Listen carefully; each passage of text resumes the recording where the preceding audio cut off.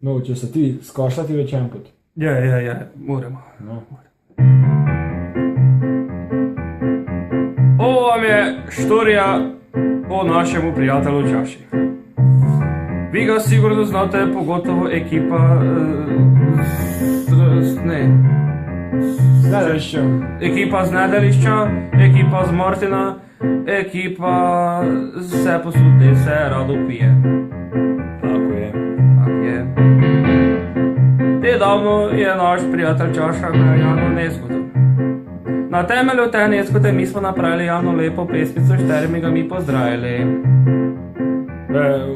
U vrijeme ovih predizborna kampanja, pa o tom potom, ne? Pesmu posvećujemo također svim ortodontima. I zvaju Čašu oni, jer on inače fučka. Fučka. Ali da već nabo. Eno, fučka. Ne bude se hiti v glumačke bude. A pesma ide ovak. Možemo.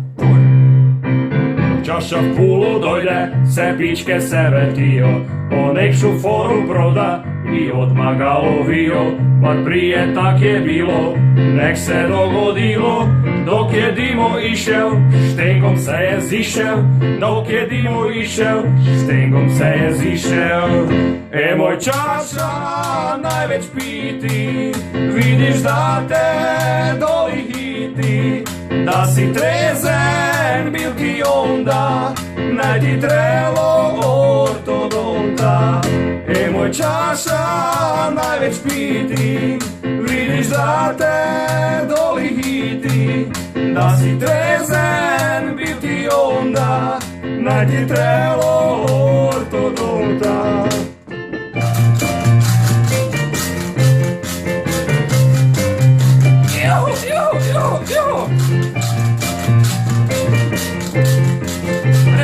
Jo! I posle te nesreće vidno bil je v šoku. Ne smo nikaj vidli, držal si je roko. Dok se špigl pazil, na rikver se zagazil. I ne je nikaj rekel, već samo sebe sprekel. Ne je nikaj rekel, već samo sebe spekler.